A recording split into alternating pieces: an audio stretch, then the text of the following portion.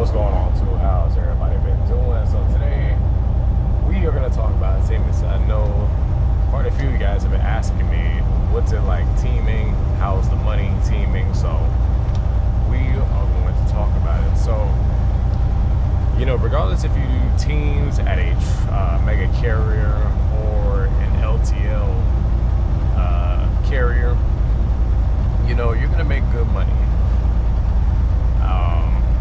Now, the way teams work, it's going to work differently at each company, but a lot of companies, they're going to want you to come as an established team, meaning you come with a partner. That way it saves the company the hassle of finding you a partner. Now, there's some companies out there that'll just pair you with somebody, which ended up happening with me. I just got paired. Now, luckily for me, both of my partners that I've had, I get along great, with them. Now, of course, the people who I wanted to do it, they had other obligations to where they wouldn't be able to do it. Now, if you guys watched the interview that I did with my old partner, well, temporary partner, he made a lot of good points, meaning you guys have to be on the same page, and he's absolutely right. You have to be on the same page, because in order for teams to be successful, you guys have to be able to coexist. Now, I'm not saying you guys have to be the best of friends, but you guys have to be on the same page in order for this, to work. So if you can't get along with your teammate, it's not gonna work. But you need to have that mindset, like, listen, I'm here to get this money, we're here to get this miles, we need to do what we need to do and get it done. Now the way we do it here, we're out, we work 5 days, we leave out Monday, come back Friday, but we actually leave out earlier, so we leave about 11 on Sunday, and we come back Friday.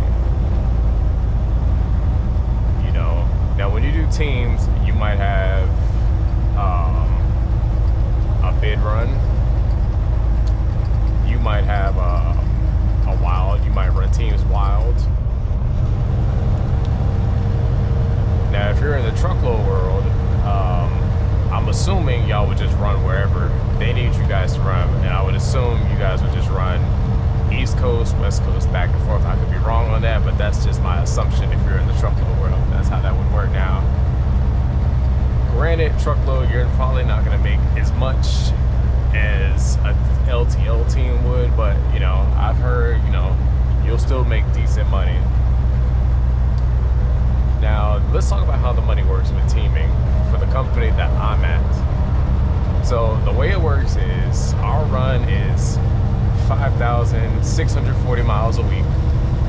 And the way it works is at the end of the week, we split the miles. So that's about 2820. And then, based on our CPM, you just multiply that, and that's how we come up with how much we're going to make. Now, being that we are on a set run, we're going to make the same every week, unless, they end up sending us, to another terminal on the way back, like they did to us this past Friday. We had to stop through another terminal, so that was extra miles, added to our check. So I know a lot of y'all have asked, is the money better? To answer y'all's question, yes, the money is better. We get a higher CPM than a solo line haul driver.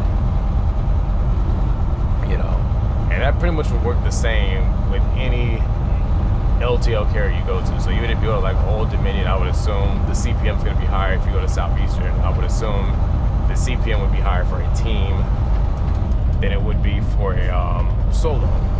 Now, if you're doing teams, at the mega carriers, I don't know how that works. Now, when I did FedEx Ground, I ran it solo, but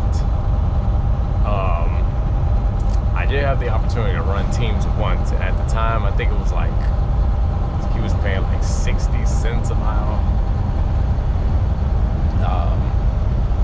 guys, if you want to do teams, I would recommend you do it on the LTL side, because you'll definitely make a lot of money. I promise you that. Now, as far as how teams work with seniority, being that my terminal is new to teams and both of our runs go to the same place, there's no seniority on that.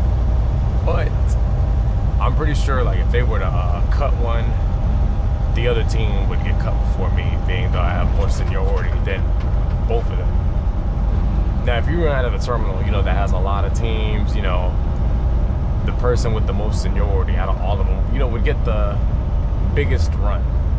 So let's say somebody has 30 years and your partner has maybe 3 years.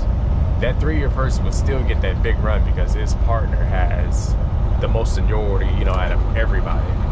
So that's how that would work.